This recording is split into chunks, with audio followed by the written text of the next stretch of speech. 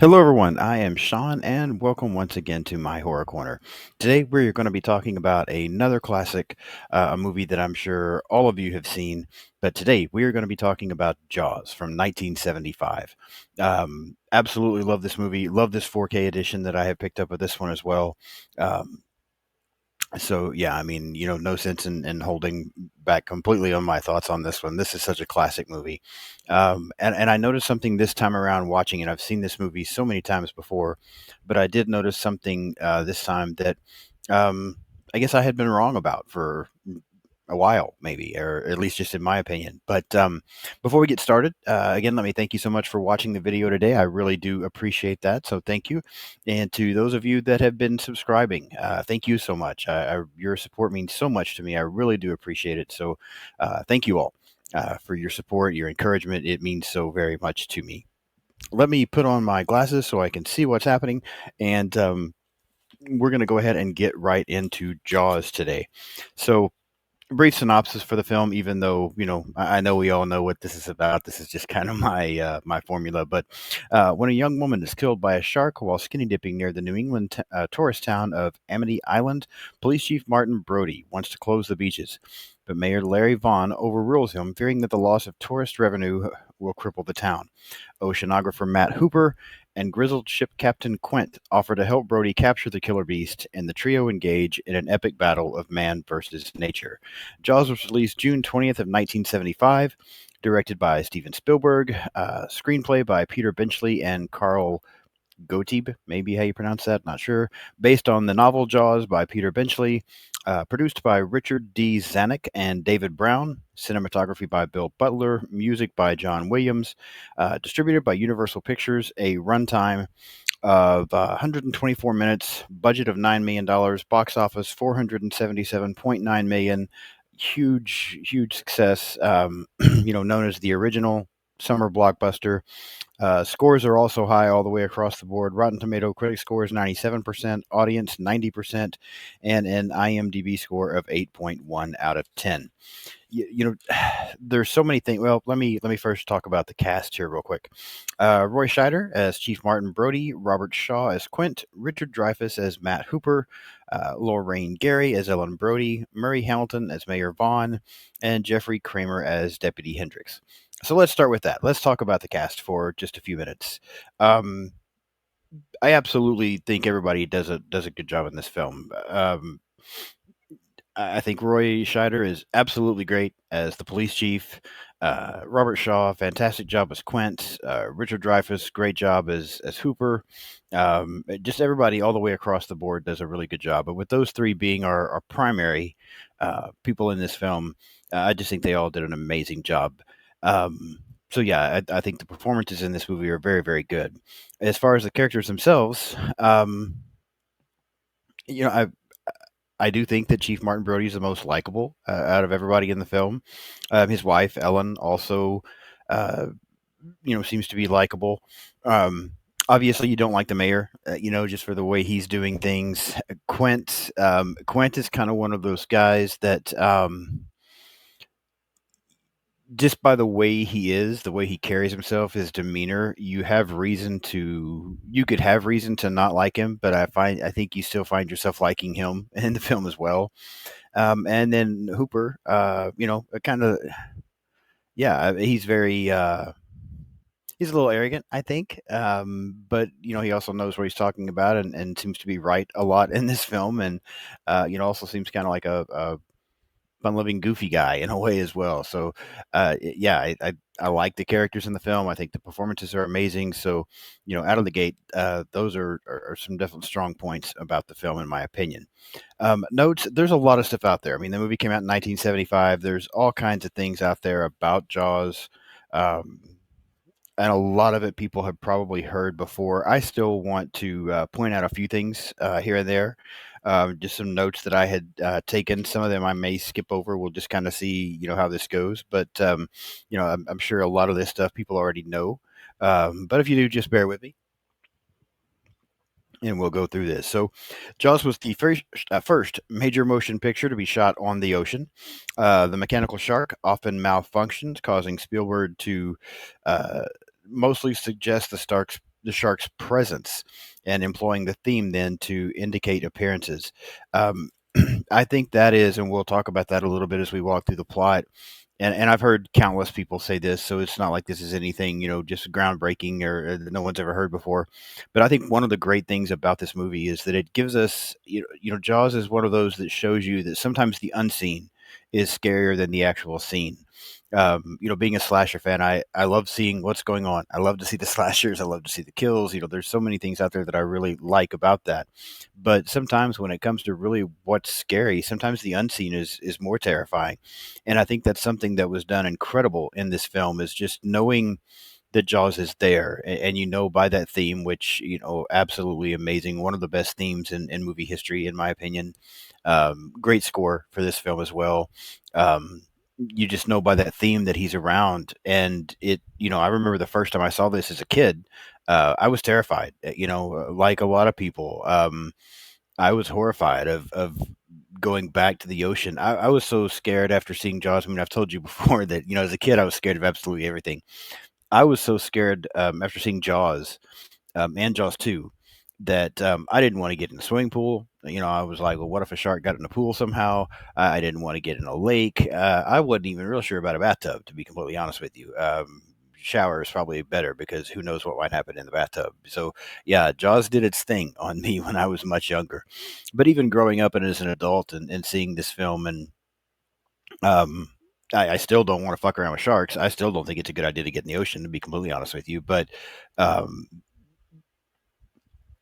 this film still, I think, to this day, 50 years later, still does a amazing job of um, just kind of giving you that, while maybe not horror feeling still after you've seen it so many times, it does still produce a tension. It does still, some of these scenes, I just watched this film again a couple of days ago for the I don't know how manyth time.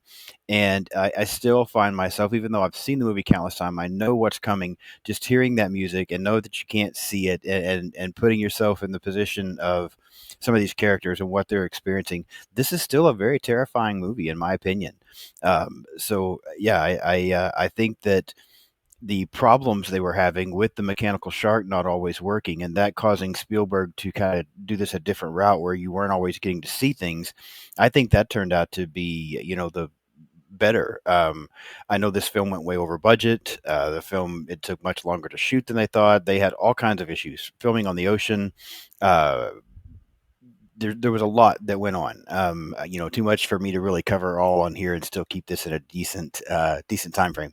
But I think this one turned out to be, what they thought was probably bad at the time turned out to be better for the film. The movie won several awards for its music and its editing. It was the highest grossing film in history at that point until Star Wars came out 2 years later. The movie, of course, followed by three sequels, but none of them involved Steven Spielberg or Peter Benchley. Upon learning of the novel, each of the producers for the film read the book overnight and agreed it was the most exciting thing they had ever read and wanted to immediately get it produced into a film. Spielberg wanted to stay with the basic plot of the book, but also disregard many of the subplots. For example, in the book, there is an affair that happens between Matt Hooper's character and Ellen Brody's character. Spielberg wanted to not have that in the film. Because he felt like that it would compromise things and kind of kill the camaraderie when the three men were out then searching for Jaws on the ocean. And I think that makes perfect sense. I've never read the book. I really want to go back and do so now. I think I've thought about it multiple times in my life and just never done it. I would like to go back and read it. Um, just to see what it's like. But at the same time, I don't think that. I think that makes sense to not have it in the film because I think that camaraderie between the three guys in the second half of the movie is important, and I think that would have hurt it. So I think Spielberg was right on there. Um, Spielberg also found the characters in the book to be very unlikable, and so he hired Carl Gottlieb, who had worked on The Odd Couple, to do another rewrite after Benchley had wrote three screenplays, to do another rewrite and add some humor into it. Um, Gottlieb also appears in the film as the editor of the newspaper, while Peter Benchley appears in the film as a reporter. In the book, the shark originally died of just extensive wounds from all of the everything that went on. Spielberg changed that to the big scuba tank explosion, feeling that the audience would respond much better to a big ending. We mentioned the cast earlier. Just a few things here. Robert Duvall was offered the role of Chief Brody, but he wanted to play Quint. Charlton Heston wanted to play Brody, but Spielberg felt that he was too big of a star to place in the role, and Spielberg wanted the shark to be the main star of the entire film. Uh, the role of Quint was also offered to Lee Marvin, who passed, and then it was George Lucas who directed or suggested, I'm sorry, Richard Dreyfuss for the role of Hooper, and Lucas and Spielberg being friends, he took that. Again, the movie went way over budget, went over schedule. They had three mechanical sharks that they used in the process of this film that were constantly causing some issues. So, yeah, a lot went on. It's fun to read some of the stuff, but way too much to cover here to try to keep this, like I said, in a decent time frame. And again, knowing that most people have already seen this movie, I don't want to spend a ton of time talking about behind the scenes stuff because you probably already have heard all of it. So let's go ahead and get into the plot and then get into my kind of walk through it and get into my opinion of the film as well. So we start with that classic opening. We all know it, the woman doing the late night swim. Her and her boyfriend seem to be at this little, campfire gathering, and they take off, and she gets in the water and he seems to pass out there on the beach and doesn't make it out there with her. And then she gets attacked by the shark. And right off the bat, I absolutely still, to this day, just watching it again a couple of days ago, absolutely love this opening. I think it's one of, not the best, but one of the best openings ever to a horror movie. Just an absolutely incredible opening with the introduction of that score, the fact that you don't see the shark, but you see her getting attacked. It seems so violent. It seems so real. Her screams and the the way you hear her gasping for air and begging for help, and yeah, just the combination of the score and the unseen part of this film, in this opening, excuse me, are just absolutely amazing. So I think, um, I liked it the very first time I saw it, even though it scared the hell out of me as a kid. I still think to this day I like it even more. This is one of those movies that, I've talked about that several times on other episodes of my channel. There are some films, especially these older films, as things have changed so much nowadays, there are some films that I just have learned to appreciate so much more. And I may have always liked them. Not saying that I didn't like them before. I may have always liked them, but just find myself liking even so much more today, just because they just. I don't want to sound like the old man sitting on the porch, but they just don't do it like this anymore. And so I have just over time developed such a greater appreciation for this film. Um, we then from there we get into Brody examining the body. We get some decent shots there of this body as it's washed up. The coroner does say that it is a shark attack, but after the mayor, Brody wants to close the beaches, and after the mayor, talking with the mayor, the mayor's very concerned about the economy. He wants to keep the beaches open because it's 4th of July weekend coming up, and seems to even convince the coroner to change his story that this was a boating accident instead of a shark attack. And because this is coming from the coroner and the mayor, then Brody kind of reluctantly agrees, and they decide to keep the beaches open. Um, However, then we get into another amazing scene in this film, I think, and that is after they've decided to keep these beaches open, we get the scene where the young boy, Alex Kidner, is killed. There's a lot of people out on this beach, and we see him out there. And then again, it's you get to see a little more of the shark this time than what we saw in that opening kill. You do get to see it somewhat, but leading up to the actual attack, you don't. You just get that score again, and again, it's just done so well. It's shot so well. I think the cinematography in this movie is absolutely incredible. So again, an amazing score, amazing uh, cinematography, great performances. This attack on Alex looks really good. I really like this. I think it shows just enough that it's a step up from that original kill, but doesn't go overboard with it either. Um, so yeah, another great scene in this film. From there, um, a local, we get kind of an introduction to Quint. There's this town hall meeting, and they're offering like a $3,000 bounty for the shark. Uh, Quint, who is kind of a shark hunter, shows up and offers his services for 10,000. We get a little bit of a speech and an introduction to him. We get another scene that I don't think gets talked about enough in this movie because I think it's done really well is with the tension also, and that's where we have a couple of guys out there late at night on the dock, and they're wanting that $3,000 bounty. They're trying to catch the shark, and they end up. Thinking they have a hold of it, but then using their equipment, but the shark ends up taking off and basically breaking this dock in half. And one of them, well, they both fall into the water. One of them kind of gets dragged out a little bit and then starts swimming back. And the other one gets back up on what's left of the dock and sees that the shark is now turned around and is coming back after his friend.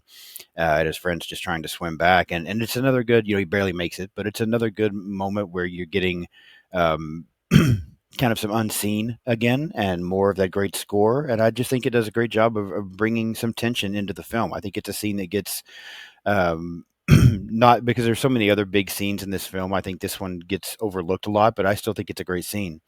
Um, we also then get a introduction to Hooper, the oceanographer who shows up. He examines things and does say that it is a large shark that has done this. Um, some other fishermen managed to catch a tiger shark. Uh, the mayor and everyone now feels like the beaches are safe, and so everything should be fine. But as Hooper examines the shark that they've caught, he says that the bite radius is not big enough, and so he doesn't fully believe that everything is fine now. He wants to do an autopsy of the shark and see if they find, the remains of this Alex Kittner kid inside. Kind of convinces Brody that it would be a good idea, but the mayor still doesn't go for it. Later that night, Brody and Hooper are out. Another pretty good scene. Brody and Hooper are out at night. They're kind of searching around. They do find a half sunken boat of a fisherman. Um, excuse me, half sunken boat of this fisherman. Hooper kind of dives around and is trying to examine a little bit. He finds a shark tooth, and then he finds this severed head. And so Brody and Hooper go back to the mayor again. But because in seeing this head in the water and getting scared, Hooper dropped this tooth and can't prove what he says he saw to the mayor. The mayor continues to insist that the beaches remain open. And then we get into this 4th of July weekend. But we have another great scene there where there's a couple of times that they think there might be a shark. There's some people playing pranks and things like that. But then we do get the scene where over in a different area, they call it the pond. The shark has gotten into the pond, and that happens to be where one of Brody's kids is, and another guy out there. And yeah, another boater. This shark comes up and attacks this boater, kills him. Again, such a great scene, done so well. This shark attack looks so good. I think again, it gives you just enough without overdoing it. We also kind of get some tension where you think the shark is then going to attack Brody's son, but ends up not. And then he's kind of in shock and ends up getting put into the hospital. But this finally gets the mayor's attention, and he realizes that things aren't safe, that everything's not okay. And so Brody convinces him to hire Quint, and Brody, Quint, and Hooper head out on Quint's boat, the Orca, to search for the shark.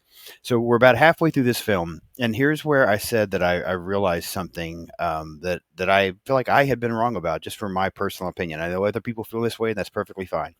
I used to, until watching this movie this last time. I feel like the first half of this movie is so good. Again, amazing score, amazing cinematography, good performances, some good kills showing us just enough, but also giving us a lot of that unseen that we, just feels more terrifying than what we're actually getting to see. Just some great things happening in this film. For the longest time, though, over the last few years, I felt like as we got into the second half of the movie, that things slowed down to the point that the movie got a little boring and a little long. In fact, I said that not long ago. I was guesting on some friend's channel, and we were talking about.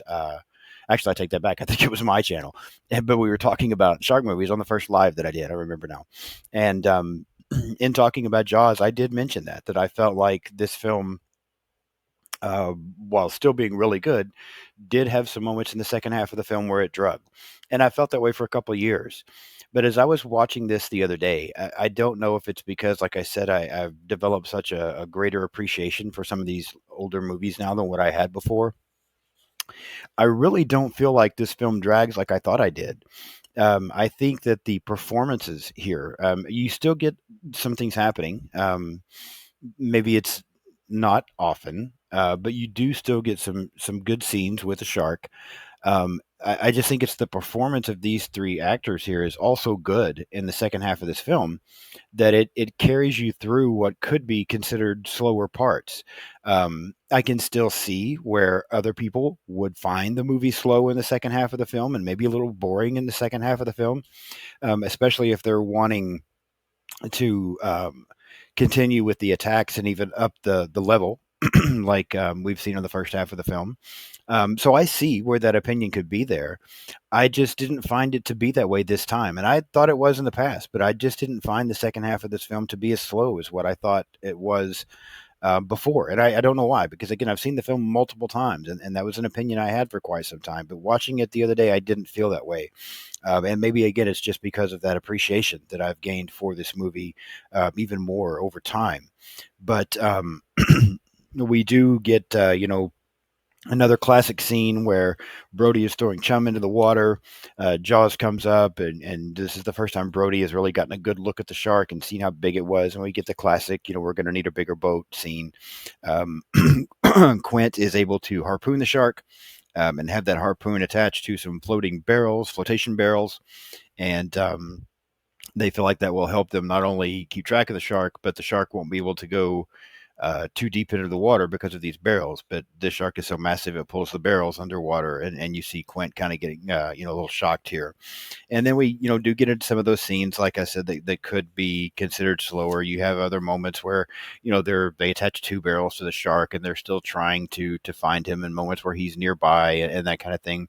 We get the scene there late one night where the men are sitting in the boat exchanging stories, and Quint has the big story about the uh, the war vessel and what happened there. Kind of the fun scene with the guy singing, and I mean, it's still good. I think the performances here carry this part of the film so well that it doesn't feel anymore to me that it's slow and dragging here. I'm still enjoying this. It does feel like a different. I see where it starts to feel like a different type of movie because we don't have quite as much action going on as what we had in the first half. But I think that's okay in this case because, again, the performances are still so good. And the movie looks so good. The cinematography is still great. Um, the shark does then end up ramming the boat and causing the boat to lose power, and so the men are trying to repair the boat. Brody at one point is trying to radio the Coast Guard to get some help, and Quint destroys the radio because he's now become obsessed with killing this shark. Along the way, the engine fails, and the boat, excuse me, is slowly taking on water. As we get near the end of this film, Hooper decides to put on a diving suit and get into a shark cage with a spear and a tip that's got some stuff on it to try to kill the shark. And so he goes down into the water in this cage. We get another really good scene there, I feel like, of where the shark is attacking the cage, and Hooper's terrified. He drops this spear and it sinks to the bottom, and he's not quite, he doesn't have anything to do then. We get two or three shots of the shark ramming this cage and trying to get in and get to Hooper before he's finally able to escape out of the top and swim down and hide behind some things there at the bottom of the ocean. Um, and then we have the scene that maybe this scene doesn't hold up as well. I don't know. I mean, I have seen real footage of sharks jumping out of water, so that's not a to say that this can't happen. But where the shark does come up on the boat, maybe the only scene that doesn't look as great, but I still really enjoy it. Um, the shark jumps up on the edge of the boat, causing the boat to sink even more. And then we get, the big scene with Quint's death, where the boat's now slanted, and he and Brody are sliding a little bit, but Brody's managed to get it kind of in the cabin there and hold on, and Quint's trying, but he can't quite get there, and he ends up slipping down, and then a great scene of the shark attacking Quint and eventually killing him and dragging him into the water. Again, just another phenomenal scene where we're getting quite a bit more now. I mean, we're seeing this full shark attack, but it's still, I think it looks fantastic. It looks so good. It holds up so well, and it's just a great scene in this movie. I think the shark attacking and killing Quint. Um, Brody then, as the boat continues to take on water, and he's trying to, figure out what the hell to do. The shark again rams into the boat, and this time, because the boat's sunk so much, kind of comes into the boat again from the side, and almost gets Brody, who is trying to hit the shark initially with the scuba tank, and then ends up just kind of throwing it in the shark's mouth as the shark kind of backs, gets back out of the boat and comes around, and then, of course, the classic ending where Brody kind of crawls to the top of this sinking boat, what's left, with his rifle, and the shark is coming towards him, and Brody's shooting, misses a few times, and then we get the big line, "Smile, you son of a bitch," and Brody shoots and hits the tank and causes the explosion, and the shark dies, and then. Hooper, who's still alive down near towards the bottom, swims back up, and he and Brody kind of have a moment there where they're relieved, but also sorry that Quinn is gone. And then they get some of those barrels and start paddling back. Um, an amazing ending to this film. I think it's so good. It all seems to happen very fast once it really hits. Once Hooper goes down in the cage and gets attacked and manages to escape, and then Quint's death, and then the boat sinking, and the shark attacking again, and the scenes with Brody there at the end where he finally does manage to kill the shark. It all happens very quick, but it's almost like it's not too fast. Sometimes endings, you go through all this stuff for this big buildup, and the ending's so quick that it doesn't seem to really deliver. But I feel like this one does deliver tremendously. I think it's a great ending to this movie. Um, so yeah, that's Jaws. So thank you for, even though you've seen the movie, thank you for sitting there and listening to me talk about it for 20 minutes or so here. But yeah, as I look back on it now, I don't find anything about this movie that to not like. It's such a great movie. It's such a classic. Again, and I've said it several times throughout this podcast. An incredible score, one of the best of all time. Such a great theme. Amazing cinematography. The film looks so good. Things hold up so well in this movie. Great performances. Just it's such an engaging storyline. I don't feel the way I did at one point where I thought the second half of the film drags, because again, I just feel like the performances carry it through what would be considered the slower times. Um, yeah, I just think Jaws is an absolutely amazing, incredible film. And so I think, I'm trying to remember. Um, I want to look at something real quick because I want to make sure that what I'm about to say is true. Yeah. Since I changed my rating scale from 1 to 5 to 1 to 10, this is going to be the first time that I have given a movie a 10 out of 10. But that's what it is. Jaws is 10 out of 10 to me. This is a absolute perfect film. Are there things that they could do to maybe go back and add something to it? I'm sure, but it's not needed. Nothing else is needed. This is just such an incredible movie. One of my all-time favorites.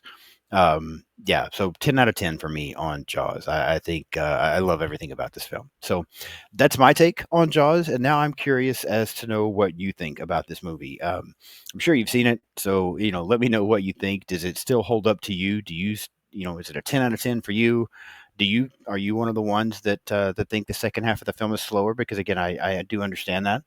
But yeah, I want to know your opinion on that original Jaws from 1975. So if you haven't subscribed to the channel yet, please do so. Hit that subscribe button, hit the like button on today's video, and leave me some comments. Interact with me. That's part of the reason I do this. One is just because I love talking about horror movies, but two is just the interaction with the horror community. So leave me some comments. Also, follow me on social media if you don't already. I am on pretty much everything out there. I'm on Blue Sky, Instagram, Threads, TikTok, X. I have a letterbox account. Yeah, pretty much everything out there I'm on, and you can find me doing just about everything by searching Sean's Horror Corner. X, I believe, is just under my Horror Corner because too many characters on Sean's Horror Corner. But yeah, follow me on social media. Please subscribe to the channel if you haven't done so yet. My goal is to hit 100 subscribers by the end of the year. We are three-fourths of the way there, and still have plenty of time to get there. So help me do that. Let's if you haven't subscribed yet, please do so. I try to put videos out every Monday and every Thursday, and I share links on my social media. So please share those links with me and help me promote this channel and get it out there. Very soon, I'm going to start. Having some bonus videos up on Saturday. Those Saturday episodes won't be every week, but just periodically here and there are going to be about the Walking Dead franchise. That will include Fear the Walking Dead, the Daryl Dixon Show, Dead City, all of the spinoffs. I know I'm forgetting something at the moment, but oh yeah, The Ones Who Live. How could I forget that one? Yeah, I'm going to include all of that in there and just periodically talk about seasons of The Walking Dead and of these other shows. So yeah, there's a lot of good things coming to the channel. Next week, kind of go ahead and give you a heads up. Next week, I will be, later this week, I will have an episode come out on the movie Fall. I really enjoyed that film as well. I'll go ahead and tell you that. And then next week, sorry, I was looking at my notes and read that wrong. Fall is next week. Yeah. So next week I'll have episodes come out on Fall and The Woman in the Yard. I had seen this in theaters. I recently watched it again on Max, I believe. So yeah, I thought I would do an episode on that one. So yeah, that's what's coming next week: The Woman and the Woman in the Yard and Fall. And then later this month, I will have episodes up with some friends of mine. Brendan and Sam from Our Life in Horror are going to be back, and we're going to be talking about Hatchet 3. Robbie and Kaylee will be back from that horror couple. We're going to be talking about The Substance. So yeah, still some good stuff coming this month. So don't miss any of it. Be sure you're a subscriber so you don't miss anything. That's it for today on Jaws. Thank you so much for tuning in and listening again, and I will see you in a few days to talk about The Woman in the Yard. Have a great day.